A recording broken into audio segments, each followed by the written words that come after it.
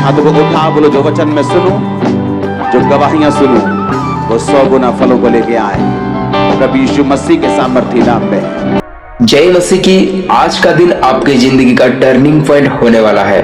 हम अक्सर प्रार्थना करते हैं, पर क्या हम उस गहरे रहस्य को जानते हैं जो स्वर्ग के पिंजरे खोल देता है? आज प्रेरित अंकुर नरला जी के माध्यम से आप एक ऐसा कलाम सुनने जा रहे हैं जो आपके सोचने का नजरिया बदल देगा।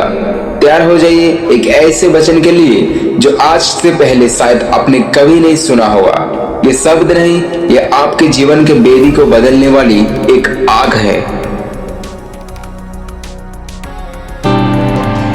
तारीफ करो जोर से, वायर के लिए तारीफ करो खुदावन की जोर से। हालेलुया। बैठ जाओ, बैठ जाओ, बैठ जाओ। अपनी बाइबल को उठाओ। पहले से बिना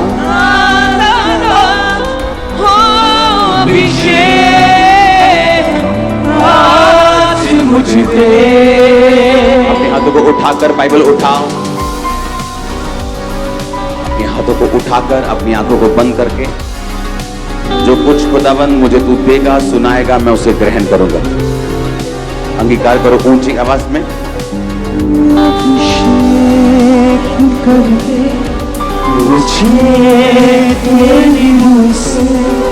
कि मैं बन सकूं तेरे जैसे। सब गाएंगे। अभिषेक कर दे मुझे तेरी रूह से कि मैं बन सकूं हूबहू तेरे जैसे। हो दुगना और ताजा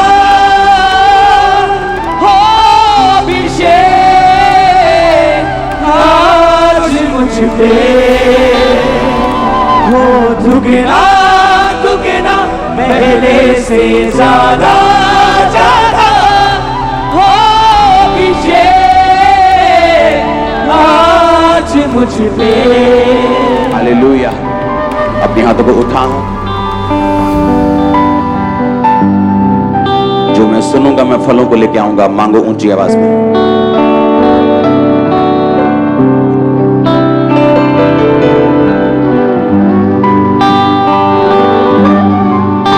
प्रभु यीशु मसीह के सामर्थी नाम में हम मांगते हैं। स्वागत है शाम की चर्च। हालेलुया। 7 हफ्तों की डिलीवरेंस शुरू हो चुकी। हर साल हम ऐसा करते हैं, तो इस साल ये 7 वीक 7 हफ्ते लगातार डिलीवरेंस शुरू होगी। आज पहला है, हर थर्सडे हर संडे।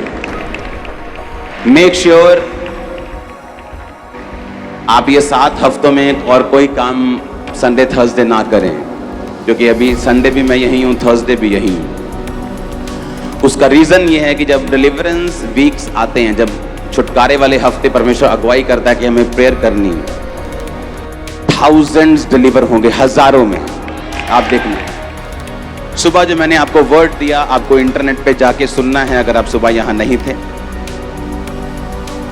ये 7 हफ्तों में मैं आपको डिलीवरेंस वर्ड दूंगा कि अगर आपको छुटकारा लेना है अपनी लाइफ की बिगेस्ट प्रॉब्लम से, तो आपको किन वचनों की पालना करनी है। आमीन। जो बाइबल में परमेश्वर ने कहानियां लिखी हैं 4 साल पुरानी, 5 साल 5000 साल पुरानी, 2000 साल पुरानी, उनको लिखने का एक मकसद है कि किस तरह से उन लोगों ने छुटकारा हासिल किया और किस तरह से छुटकारा नहीं मिला तो क्यों नहीं मिला, अगर मिला तो कैसे मिला। हालेलुया। बाइबल कहती है रूत जो परमेश्वर को मानने वाली मुआबिन थी, नयोमी की बहू थी। नयोमी जिसका पति मर गया, उसके दोनों बच्चे मर गए क्योंकि उन्होंने परमेश्वर के घर को, उसकी प्रेजेंस को छोड़कर मोआब देश में चले गए जब उनको अकाल का सामना करना पड़ा। इसको अगर पूरा सुनना है तो आप सुबह के वचन को सुनेंगे, आपको पूरा मालूम होगा। और बाइबल कहती है जब वो वापिस अपने देश में आई, जब रूत ने कहा कि मैं तेरे साथ चलूंगी क्योंकि परमेश्वर यहोवा मेरी जिंदगी से दूर हो जाएगा अगर मैं अपने देश वापस चली जाऊंगी मेरे पति मरने के बाद। लेकिन उसने फैसला किया कि वो आगे जाएगी और अपनी जिंदगी परमेश्वर के साथ बिताएगी। उसने कहा सिर्फ मौत ही है जो तुझे मुझसे अलग कर सकेगी और कोई चीज अलग नहीं कर सकेगी। तो पहला पॉइंट ये है, अगर आपको डिलीवरेंस चाहिए और ऐसी चाहिए जिसे कोई इंसान आपको डिलीवर नहीं कर सकता, वो छुटकारा जो अभी हमने टेस्टिमनी सुनी, जो डॉक्टर जो परमेश्वर नहीं खड़े किए हैं, वो हॉस्पिटल जो परमेश्वर नहीं बनाए हैं, लेकिन कई बार परमेश्वर चाहता है कि वो भी काम ना कर पाए ताकि परमेश्वर बता सके कि जो काम वो नहीं कर सकते मैं वो कर सकता हूं। हालेलुया। वो छुटकारा जो आपका हस्बैंड आपका नहीं कर सकता, वो छुटकारा जो आपका बाप जो आपसे अपनी जान से ज्यादा प्यार करता है वो आपका नहीं कर सकता, वो छुटकारा जो आपकी मां नहीं कर सकती, वो छुटकारा जो आपके बच्चे आपका नहीं कर सकते। आपके साथ रो सकते हैं, हंस सकते हैं, आपको अच्छे बेस्ट हॉस्पिटल्स में ले जा सकते हैं, आपके साथ अच्छे से अच्छा कर सकते हैं, लेकिन छुटकारा नहीं कर सकते। वो डिलीवरेंस जिसके लिए सिर्फ आपको परमेश्वर का ही हाथ चाहिए, वो छुटकारा जिसमें सिर्फ परमेश्वर ही कुछ कर सकता है तो कर सकता है। अगर वो छुटकारा हासिल करना है तो अभी तीनों कान मेरी ओर लगा लो, दो ये वाले और एक आत्मा वाला। और मैं आपको वायदा करता हूं इस वचन को सुनने के बाद आप अपने छुटकारे के बहुत करीब होंगे और ले लेंगे उसको। हालेलुया। अब जब बाइबल कहती है कि वो छुटकारा परमेश्वर भी आपका करना चाहता है, लेकिन बात यह है परमेश्वर अपने वचन से बंधा हुआ है, वो अपने वचन से हटता नहीं, वो इमोशनल नहीं, वो स्पिरिचुअल है। आमीन। परमेश्वर जो भी छुटकारा आपका करता है वो अपने वचन के बाहर जाके नहीं करता, इसीलिए आपको वचन के अंदर आना पड़ता है, आपको परमेश्वर के वचन को समझना पड़ता है। सिर्फ क्रिश्चियन बनने से या चर्च जाने से वो छुटकारा नहीं होगा, उसके आगे उसका अगला स्टेप ये है कि आप परमेश्वर के वर्ड को समझें, उसकी सोच को समझें, जो परमेश्वर के दिल में है, जो परमेश्वर करना चाहता है उसे समझें और वो कैसे करता है उसे समझें। हालेलुया। अब आपको भजन संहिता 91 में उसकी एक आयत को आपके सामने पढ़ूंगा। उसने कहा उसने जो मुझसे प्यार किया है इसलिए मैं उसको छुड़ाऊंगा, मैं उसको ऊंचे स्थान पर रखूंगा क्योंकि उसने मेरे नाम को जान लिया है। कहता उसने जो मुझसे प्यार किया है, उसने जो 40 रोजे रखे ये नहीं लिखा, क्योंकि बिना प्यार के लोग रोजे रख सकते हैं। परमेश्वर से कोई प्यार नहीं लेकिन हीलिंग चाहिए। बैप्टिज्म नहीं लेना चाहते लेकिन रोजे रख सकते हैं क्योंकि उनको हीलिंग चाहिए। वो बो सकते हैं लेकिन बपतिस्मा नहीं लेते क्योंकि उनको लगता है कि बोने से आशीष मिल जाएगी, लेकिन ऐसा बाइबल में कहीं नहीं लिखा।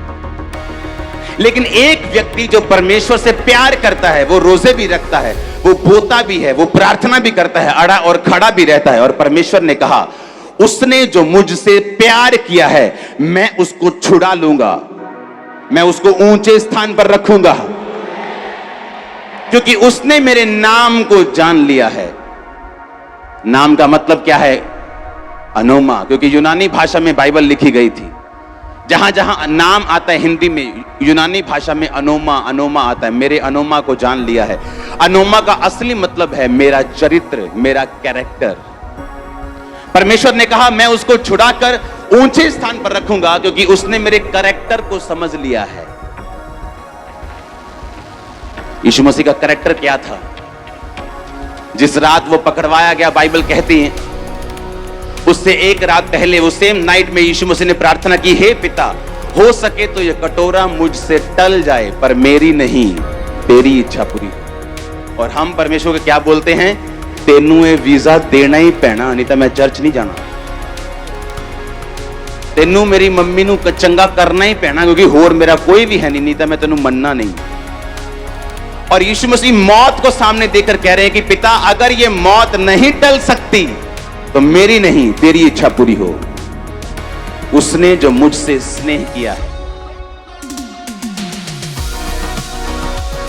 अगर आपको बड़ा छुटकारा चाहिए, जैसे रूथ ने लिया, जैसे मैंने अपनी लाइफ में बड़ा छुटकारा लिया है, मैं आपको उसके सीक्रेट बताऊंगा इन 7 हफ्तों में। और ये 7 हफ्ते हम प्रार्थना करेंगे और आप डिलीवरेंस के साथ जाएंगे यीशु मसीह के नाम में। उसने कहा उसने जो मुझसे प्यार किया है इसलिए मैं उसको छुड़ाऊंगा, मैं उसको ऊंचे स्थान पर रखूंगा। रूत ने परमेश्वर से क्या किया? प्यार किया। उसे मालूम था वापस चली जाऊंगी तो अपने देश में जाके किसी और व्यक्ति से शादी कर लूंगी, बच्चे पैदा करूंगी, आराम से रहूंगी, जिंदगी बिताऊंगी। लेकिन अगर इस बूढ़ी सास के साथ जाऊंगी तो कोई शादी नहीं होगी, बूढ़ी सास को पालना पड़ेगा, अपना भी पेट पालना पड़ेगा, सारी उम्र दुखी रहना पड़ेगा। पर एक बात है, यहां परमेश्वर यहोवा की आराधना करनी संभव होगी। लेकिन अगर मैं अपने देश चली गई तो वो जहां वो रहती थी वहां लोग यहोवा की आराधना नहीं करते थे। परमेश्वर उस जाति से नफरत करता था क्योंकि मुआब जाति व्यभिचार से पैदा हुई थी। वो बाप और बेटी के व्यभिचार से पैदा हुई थी। परमेश्वर नफरत करता था उनसे। और अब बाइबल कहती है उसने जो मुझसे प्यार किया है मैं उसको छुड़ाऊंगा। आपने सौदा किया है कि प्यार किया है? ये तो सौदा है कि मैं 40 रोजे रखूंगा तू मुझे चंगा करेगा, मैं ये अंगीकार करूंगा और तुझे ये करना पड़ेगा, मैं चर्च जाऊंगा और तुझे मेरी ब्लेसिंग मुझे रिलीज करनी होगी। ये सौदा है, ये प्यार नहीं। और ये बात परमेश्वर ने मुझे सालों में सिखाई, हर साल सिखाई। रो रो कर, पीट पीट कर मैंने सीखी, खिज खिज कर, दुखी होकर मैंने सीखी है कि मुझे परमेश्वर से प्यार करना होगा, मेहनत करनी है। लेकिन वो मेहनत प्यार के बाद आनी चाहिए, उससे पहले नहीं। हालेलुया। और बाइबल कहती है, मैं आपको उस आयत को पढ़ाऊंगा। हम पढ़ेंगे रूत 4 उसकी 13 आयत से। ये सुबह नहीं था, ये अभी है, आपके वचन आपके सामने। उसका सेकंड पार्ट, रूत की पुस्तक, उसका 4 बाब उसकी 13 आयत को मैं पढ़ूंगा। तब बोअज ने रूत से विवाह कर लिया और वह उसकी पत्नी हो गई। और जब वह उसके पास गया तो यहोवा की दया से उसको गर्भ रहा और उसके बेटा उत्पन्न हुआ। तब स्त्रियों ने नयोमी से कहा, यहोवा धन्य है जिसने तुझे आज छुड़ाने वाले रिश्तेदार के बिना नहीं छोड़ा और इज़राइल में उसका नाम बड़ा हो।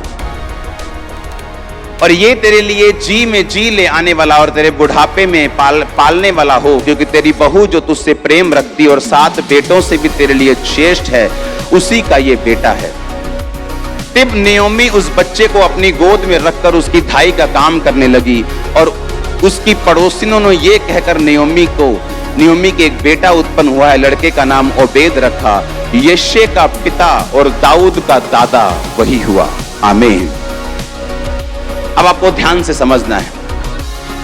लोगों ने नयोमी से कहा कि परमेश्वर धन्य है, उसने तेरे जी में जी वापिस किया है। एक औरत जो अपना पति गवा चुकी है, दोनों बेटों को गवा चुकी है, खाली हो गई। जब वो आई थी उसने कहा था मैं भरे भरे हाथ से गई थी और खाली कैसे आई हूं? छूछे हाथ। मुझे नयोमी ना कहो, मुझे मारा कहो, क्योंकि परमेश्वर ने मुझे कड़वा कर दिया है। हम गए तो इसलिए थे कि वहां पे रोटी होगी। परमेश्वर के घर को छोड़ के हम दूसरी जगह चले गए थे कि हमारी जिंदगी बच जाएगी, लेकिन मैं वहां से खाली होके आई हूं। और लोगों ने कहा नयोमी आई है, कहते नयोमी ना कहो, मुझे मारा कहो, क्योंकि मैं छूछे हाथ आई हूं, कड़वी होके आई हूं। ऐसी पोजीशन पर पहुंचकर भी आप जानते हैं, कहते इट्स नेवर लेट। नयोमी का जब पति मरा, तब अगर उसे तभी अकल होती तो कम से कम अपने बच्चों को लेकर वापस आ जाती। लेकिन जब उसका पति मरा, उसे लगा हाँ इत्तेफाक हो सकता है, सबने तो मरना ही है एक दिन, इत्तेफाक से वो मर गया होगा। लेकिन जब उसके बेटे मर गए, उसको मालूम हो गया कि ये इत्तेफाक नहीं है, ये परमेश्वर का क्रोध है, ये परमेश्वर का, ये उसके वचन का क्रोध हमारे ऊपर आया है कि हमने परमेश्वर के घर को छोड़ के हम मुआब में चले गए, जहां परमेश्वर की आराधना नहीं है, जहां परमेश्वर जिस जाति से नफरत करता है, जस्ट कि हम मरे ना। परमेश्वर ने कहा जो कुछ तू मुझे छोड़कर पाना चाहेगा, जिंदगी पाना चाहेगा, तू उसे गवा देगा। और जब फैसला किया कि अब तीनों मर गए, अब उसे मालूम था कि अब मेरे हाथ में कुछ नहीं, लेकिन फिर भी उसने परमेश्वर की ओर मुड़ने का फैसला किया। और बाइबल कहती है वो बैतलहम में आई अपनी बहू के साथ, और रिश्तेदार उसका था जो बोअज था, उसकी बहू ने उसके साथ जब मैरिज कर ली तो एक बेटा पैदा हुआ। और लोगों ने उसको कहा कि परमेश्वर तेरे जी में जी फिर लेके आ गया है और तेरा मरा हुआ बेटा उसने तुझे वापिस किया है, क्योंकि वो उसकी थाई का काम करने लगी। हाँ, उसको दूध पिलाने लगी, उसको केयर करने लगी, और वो उसकी एक तरह से मां बन गई। और परमेश्वर ने फिर से उसको छुटकारा दिया। ऐसी बहू दी जो 7 बेटों से अच्छी है। बोअज दिया, उसे फिर से नन्हा बेटा दिया, और बाइबल कहती है रूत का उसने छुटकारा किया। उसने जो मुझसे प्यार किया है, रूत ने परमेश्वर से क्या किया था? प्यार किया। उसने सौदा नहीं किया। उसकी जेठानी की वो सारी आशीष थी, लेकिन मिली रूत को। अगर शादी होती बोअज की रिश्तेदार की, किसी निकट रिश्तेदार से, तो वो उसकी जेठानी से होती, लेकिन जब वो वापिस चली गई और रूत रह गई, तो उसकी शादी फिर रूत के साथ हुई। और बाइबल कहती परमेश्वर ने कहा तू मुझसे प्यार करेगा, मैं तुझे छुड़ाऊंगा और मैं तुझे ऊंचे स्थान पर रखूंगा। जिस खेत में रूत काम करने लगी, उसी खेत की वो मालकिन बन गई, क्योंकि उसका वचन है मैं तुझे ऊंचे स्थान पर रखूंगा। उसने ये नहीं कहा मैं तुझे नीचे, उसने कहा मैं तुझे छुड़ाऊंगा और मैं तुझे ऊंचे स्थान पर रखूंगा। आपकी फैमिली, आपके बच्चे, आपके लोग, आपका फाइनेंस, आप ऊंचे स्थान पर रहेंगे। अगर आप परमेश्वर पे विश्वास करते हैं, आप सौदा करने नहीं आए, आपने बैप्टिज्म ले लिया, आप चेक नहीं करने आए कि जब मैं हो जाऊंगा तब मैं ले लूंगा, अब मैं पाप करता हूं, अब मैं बिजनेस करता हूं, मुझसे गलती ना हो जाए। अगर आप इस मेंटालिटी के हैं तो आप इस वचन के लिए नहीं हैं। मैं उस छुटकारे की बात कर रहा हूं जो जग जाहिर होता है। मैं उस छुटकारे की बात कर रहा हूं जिससे आंखें खुल जाती हैं और लोग बोलते हैं आह क्या बात है। मैं उस छुटकारे की बात कर रहा हूं जो परमेश्वर अब आपका करने जा रहा है, जो खुदा के साथ वफादार हैं। उसने कहा उसने जो मुझसे प्यार किया, मैं उसे छुड़ाऊंगा भी, मैं उसको ऊंचे स्थान पर रखूंगा। वो ऊंचे स्थान पर आपको रखने के लिए तैयार है। आप तैयार हैं क्या? वो कहता है मैं तेरे बच्चों को ऊंचे स्थान पर रखूंगा, मैं तेरी फैमिली को ऊंचे स्थान पर रखूंगा। हालेलुया। वो डिसीजन लेना ऐसी परिस्थितियों में कि अब भी मैं परमेश्वर के साथ वफादार रहने के लिए तैयार हूं। क्या इसके बाद भी परमेश्वर के साथ वफादार रहने के लिए तैयार हूं? एक नॉन बिलीवर बहू, इमेजिन करो, जब उसकी शादी हुई तो उसको मालूम था कि ये क्रिश्चियन है। इमेजिन करो क्रिश्चियन घर में शादी हुई और सोरा मर जाए और उसके बाद हस्बैंड मर जाए, तो क्या फेथ रह जाएगा परमेश्वर के ऊपर। लेकिन उसको मालूम था कि अगर कुछ गलत इस फैमिली में हो रहा है तो ये परमेश्वर की गलती नहीं, जरूर इनकी गलती होगी। कि परमेश्वर तो गलत नहीं हो सकता ना। वो तो कहता मैं अपने बच्चों को संभाल के रखता हूं। और जब उसने देखा कि अभी भी उसे मालूम था कि यहोवा परमेश्वर जीवित है, इतने झटके खाने के बावजूद भी, फादर इन लॉ का, अपने जेठ का, फिर अपने पति का 3 मौत देखने के बाद भी उसे मालूम था कि यीशु मसीह परमेश्वर जो है यहोवा जीवित परमेश्वर है। और उसने फैसला किया परमेश्वर को फॉलो करने का, बिना किसी लालच के, बिना फ्यूचर की चिंता के। कई बार आप फ्यूचर की चिंता करते हैं कि अगर यीशु मसीह में आए तो भुआ वीजा नहीं लगा के देगी, भुआ अमेरिका नहीं बुलाएगी, अगर यीशु मसीह में आ गए तो रिश्तेदार छोड़ देंगे। क्या वो रिश्तेदार ऐसी चंगाई कर सकते हैं? क्या वो रिश्तेदार आपको छुड़ा सकते हैं? क्या वो रिश्तेदार आपको स्वर्ग लेके जा सकते हैं? उसने सौदा नहीं किया। उसको मालूम था कि मुझे परमेश्वर के पीछे चलना है, कोई नुकसान हो ना हो, कुछ भी हो, लेकिन आप मुझे मालूम है कि परमेश्वर जीवित है और मुझे उसके पीछे होना है। वो परमेश्वर जो रिस्टोर करने वाला परमेश्वर है। आपकी जिंदगी से जो कुछ भी चला जाए, लेकिन जब परमेश्वर आपकी जिंदगी में आता है वो सब चीजें वापस ले आता है। उसने कहा जिन उपज, तेरे वर्षों की उपज जो टिड्डियों ने खा ली थी, मैं दुगनी भर दूंगा। आपने जितना फ्रस्ट्रेशन सहा है, आप दुगनी आनंद के भागी होंगे। आपने जितनी गरीबी, जितने साल सही है, उससे ज्यादा कहीं अधिक आप एंजॉय करेंगे अपनी लाइफ को। बस आपको लगातार परमेश्वर को फॉलो करना है, उससे हटना नहीं है, उससे रुकना नहीं है। आपको उससे प्यार करना है, उसके साथ सौदा नहीं करना है। बोलो पड़ोसी को, बोलो प्यार करना है, सौदा नहीं। बिजनेस नहीं करना खुदा के साथ, उससे प्यार करना है। क्योंकि उसने कहा है वचन में, तुम मुझसे प्यार करेगा, मैं तुझे छुड़ाऊंगा। ये वचन आपकी लाइफ में पूरा हो। Hallelujah, hallelujah. आप तैयार हैं ऐसा प्यार करने के लिए? हर संडे थर्सडे आपने छुटकारे पर वचन सुनना, अपनी लाइफ को प्रिपेयर करना है, ताकि परमेश्वर जब आपको टच करे, चेंज हो सब कुछ। नए रास्ते ओपन होंगे इन 7 हफ्तों के बाद। आपकी लाइफ में देखना, नए रास्ते ओपन होंगे, नए कॉन्ट्रैक्ट्स, नए रास्ते। और आमीन ऊंचा चाहिए। Hallelujah, hallelujah.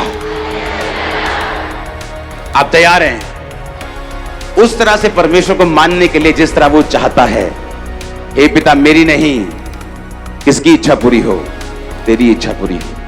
फिर यीशु मसीह गए परमेश्वर के सामने, फिर वही प्रार्थना की, पिता हो सकता है क्रूस टल जाए, कटोरा टल जाए, ये कोड़े टल जाए, मेरा दिल नहीं करता ये कटोरे ये क्रूस को लेने के लिए, लेकिन मेरी नहीं, तेरी इच्छा पूरी हो।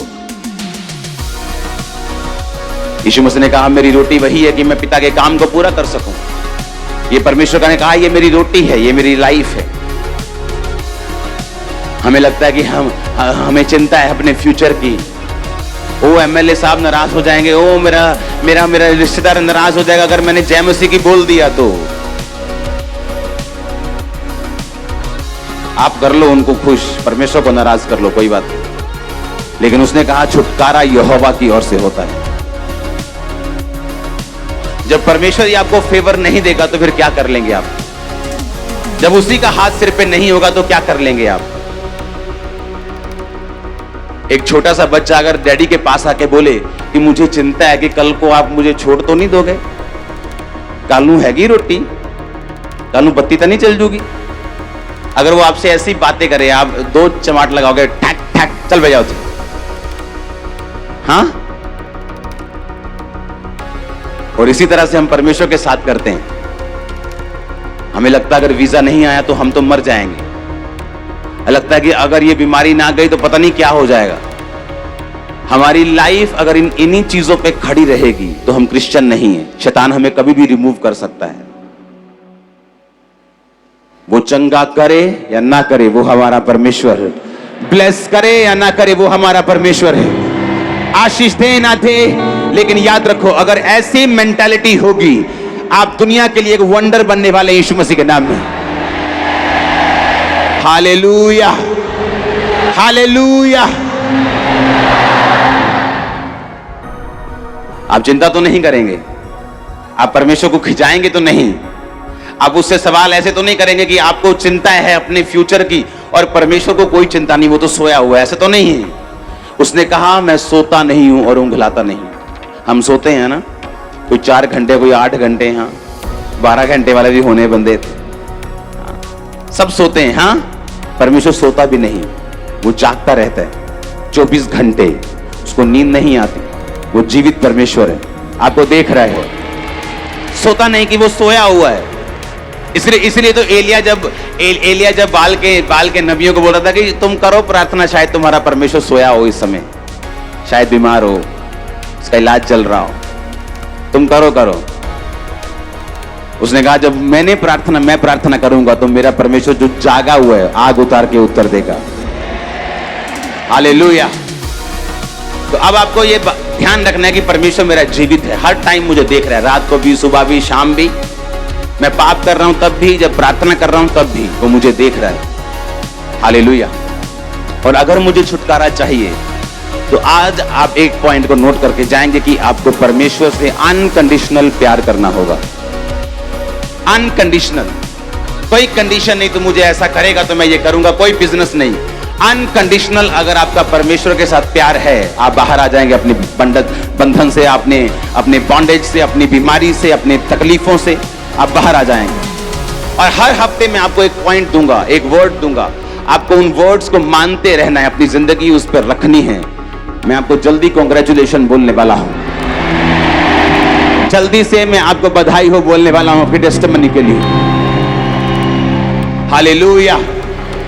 एक टेस्टिमनी जो हम 5 मिनट में सुन लेते हैं, लेकिन जिनके साथ वो होती है, जिस कमरे से गंदी स्मेल आती हो और रिश्तेदार बाहर से भागते हों और किराएदार ऊपर से भागते हों और कोई आपके पास लगने के लिए तैयार नहीं, और दूसरी बात बीमारी छूत की है, आप किसी को भी हो सकती है, जो डॉक्टर जो मेडिकली लोग बोलते हैं, और सब जगह इलाज हो चुका है, अब कीड़े पड़ चुके हैं, अब जख्म हो चुके हैं, अब डॉक्टर्स भी घर भेज चुके हैं कि सेवा कर लो 10 दिन 15 दिन जितनी देर इन्होंने रहना है। और इमरजेंसी सेक्शन में मैंने कोई हेलो नहीं की जाके कि मैं आप पे ले हैंड करता हूं, ओके, ले हैंड भी खुदा की ओर से है, लेकिन आपको ये बिलीव होना चाहिए कि वो परमेश्वर पूरे पंडाल में, बाहर अंदर, जहां ये आवाज जा रही वो सब जगह मौजूद है। इसलिए मैंने कहा कि आप अपने अगुए से मिल सकते हैं कि नहीं, ये प्रॉब्लम नहीं, आप उसको सुन सकते हैं कि नहीं, ये प्रॉब्लम है। आप उसको अगर सुन सकते हैं, आप ब्लेस्ड हैं। मैं मिला नहीं हूं, जस्ट वो आए और वहां पे उस समय कैमरामैन भी था तो उसने वीडियो भी ले ली। ऐसे बहुत से केस हैं जहां पर कैमरामैन होते ही नहीं, लोग आके अपने बीमार को रख के चले जाते हैं, वो हील होते हैं और आप भी फिर आके बताते हैं कि मैं फलाने दिन को इमरजेंसी में आया था। हम सुनते हैं ऐसी भी टेस्टिमनीज, लेकिन वो सारा रिकॉर्डेड था। और ये जो हीलिंग है ये अभी की नहीं है, ये सिर्फ आज ही नहीं हुई। ऐसी हीलिंग 2009 से 8 से चर्च में हो रही है। ऐसे पर्सन जिनके सेम पर्सन पूरा गला हुआ, पूरा मरा हुआ मेरे सामने से गुजर रहा था और उसने जुराबें नहीं डाली थी। जनवरी 5-7 जनवरी की ये बात है। ठंडा, सबसे ज्यादा ठंडे दिन होते हैं 31 से 7-8 जनवरी तक, जो मैंने महसूस किया। तो मैंने अपने असिस्टेंट को बोला, मैंने कहा इसने चप्पल नहीं डाली, इसने जुराबें नहीं डाली, या इसको पूछ, इसको जुराबें चाहिए तो हम इसको देते हैं।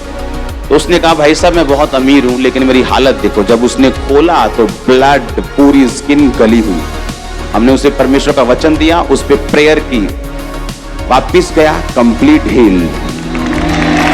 लेकिन उसकी थोड़ी सी वीडियो भी हमने बनाई, लेकिन जब कैमरा छोटे छोटे होते थे वो खत्म होती, कहां मिस हो गई वो।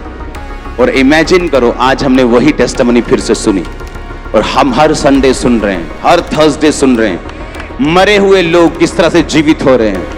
और आप छुटकारा पाके वापस जाने वाले हैं। मैंने कहा आप छुटकारा पाके वापस जाने वाले हैं। सिर्फ आप ही नहीं, आप देखेंगे पूरा वर्ल्ड, मैं आपको फिर कह रहा हूं, पूरी दुनिया इस भवन में आके परमेश्वर के कामों को देखने वाली है। पूरा वर्ल्ड, पूरा वर्ल्ड, पूरा वर्ल्ड मैं आपको बता रहा हूं। जस्ट परमेश्वर को तैयार कर रहे हैं आने वाले दिनों में। पूरा वर्ल्ड मैं देख रहा हूं, हर तरफ से अफ्रीकन लोग भी आएंगे, आप देखना जिस तरह से परमेश्वर तैयारी कर रहे हैं। आमीन।